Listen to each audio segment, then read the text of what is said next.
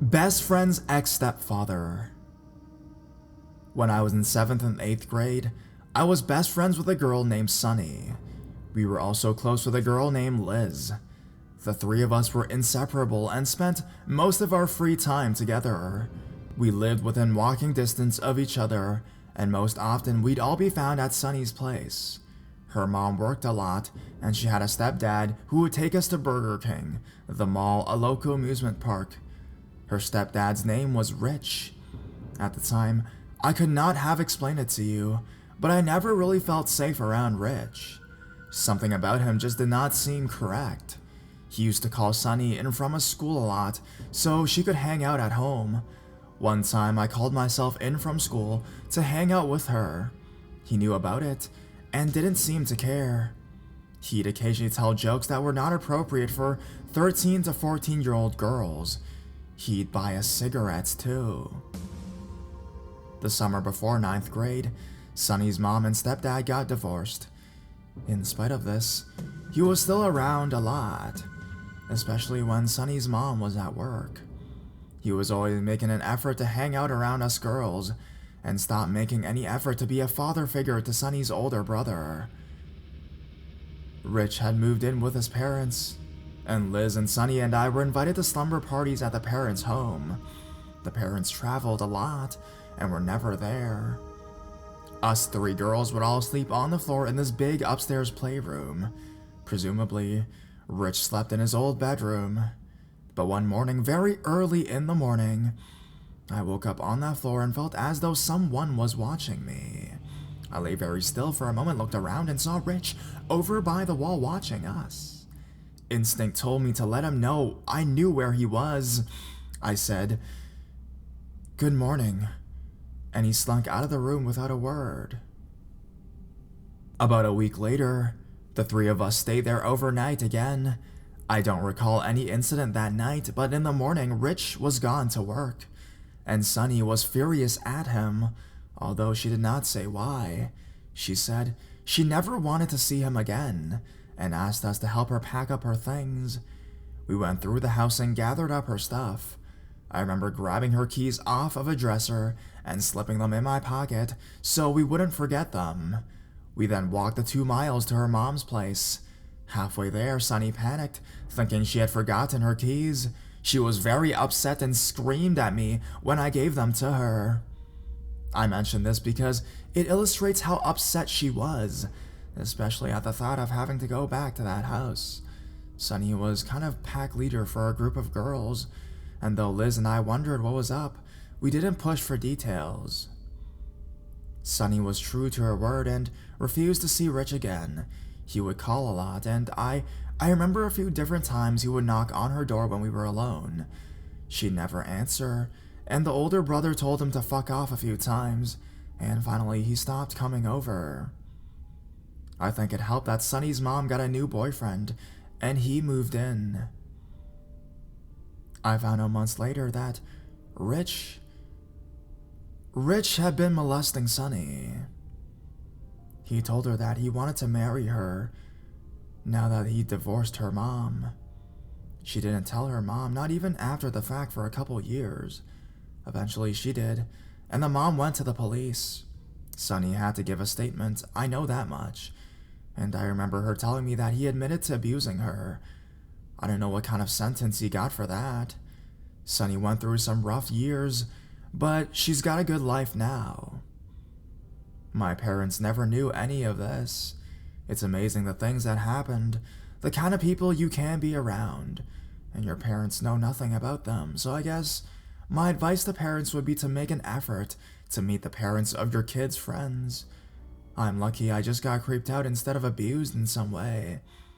Also, let your kids know that adults that let you break rules like smoking cigarettes and skipping school are not actually cool.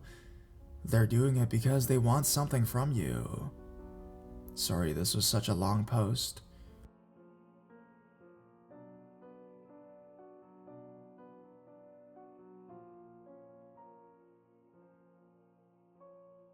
Cheating slumber party.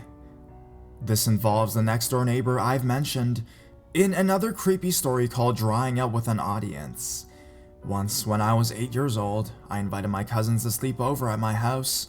She was 6, but still loads of fun to be around, and since I don't have any sisters, she was the closest I ever had. My parents decided I was old enough to take care of her and my own baby brother who was 5, and went up to my uncle's house for a bit. They were actually gone for like an hour's tops, so it wasn't that bad. They locked us up, closed the gates, and always told us to leave the stereo and TV with the living room lights on, so it seemed like there were more people at home. We were in the living room playing when we all heard it. The next door neighbor had gotten home. At this time, he used to have a crazy girlfriend who would scream some nights. Now that I'm older, I understand she was seeing someone behind my neighbor's back, and I would hear her encounters. Anyways, he gets home at around 9-10, and he apparently finds her with her lover. I've never heard so much screaming in my life. He started screaming at her and at the guy, and she was hysterical. "If you never left me alone so much, I wouldn't be lonely. Don't be mad at him. Be mad at me. Let's talk it out." And the other dude saying things like, "Dude, calm down. I'm leaving. I'm sorry. I didn't know." And that's when the plates started breaking. The neighbors started to throw a lot of stuff. We made out of furniture and plates, lamps, and metal sounds, like silverware being thrown to the floor, maybe at the guy. At this point, the yelling was insane, and she was screaming, "Stop! You're gonna kill him! Please stop! Let go!" I was home alone with a 5-year-old and a 6-year-old, and were both staring at me like they were next. I grabbed them quickly and ran to my walk-in closet. It's tiny, but if you close the door, it's pretty soundproof. I stuffed them in there with the light on, and ran back out to close my windows so the sound wouldn't travel into my room as much. It was a bit better, but it was right next door, 2nd floor as well, so we couldn't escape it that much. I ran back into the closet, and my cousin and baby brother were hugging each other while quietly crying, so I hugged them both and started to sing them a song, and made them sing along with me louder, and we started to laugh, and everything seemed to get better. That is, before we heard the windows breaking next door. It happened just as my parents were coming in my house. My neighbor decided he had enough of a cheating scant girlfriend or something, and pushed her out the window.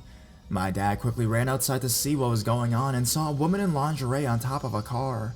Being on the 2nd floor, it was pretty damn high, but she fell on a car roof and wasn't harmed as much as she would have if she had fell on the rocky floor. He called the police, and they were here in no time, and they took everyone in custody apparently. My mom found us in the closet, me singing more songs, and my baby brother and cousin clinging to me for dear life. We saw the dude again, but the girlfriend was gone for good. None of us could sleep that night. We were so little. We kept thinking he actually killed the other guy, or God knows what.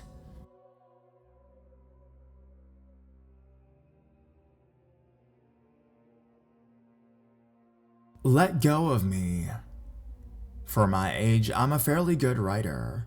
I love to write poems, songs, stories, and much more, so I thought that making a Reddit account to share my stories and experiences would be nice. I'm only 10, but I know a lot. I'm pretty intelligent for my age, and I've been a lurker on Reddit for a while now. Something happened to me today that I thought I should share. You don't have to believe my age, but I think it helps to give a bit of background information. A friend that I've known for 6 years was celebrating her birthday party today. She was going to have a slumber party and invited some girls from her class. I was going to hang out for a bit, but not the slumber party, as I didn't want to stay up really late, and I didn't want to ruin it for everyone else when I wanted to sleep. She was somewhat upset when I told her this, but she did not complain, and we continued the day regularly. About an hour later, when her mom said she would take us to the park, we had a change of plans because she had a doctor's appointment. She left us at the house with Megan's, the birthday girl's 17-year-old brother. Megan was furious that we couldn't go to the park like she had originally planned. The other girls and I tried to calm her down, but she eventually got dramatic and acted as though she was going to find a way to commit suicide. Megan has no disabilities, but she was just really spoiled most of the time. We followed her around for a bit, pulling the possible weapons from her reach, which made her smile for a little while. But then she started chasing us with knives. I know that sounds strange, but she didn't mean to hurt anyone. She was just playing around and wasn't really going to actually stab us, I don't think. No one was hurt either way, but soon the other girls and I got a bit tired of it, but didn't want to ruin her birthday and kept quiet. Eventually, we asked if she wanted to do something else for a while, which made her mad. We went through her dramatic suicidal act all over again, and I got sick of it, wanting to go home, but not wanting to be rude.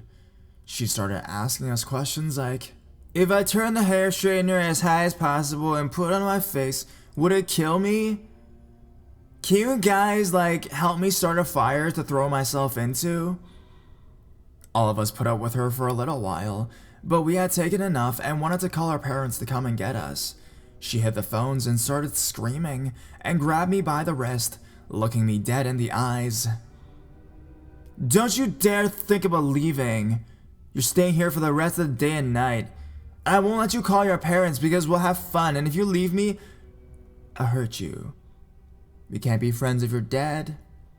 She said it like it was no big deal, like she hasn't just said something that could come out of the mouth of a psycho killer. One of the girls had a cell phone, so we left soon enough.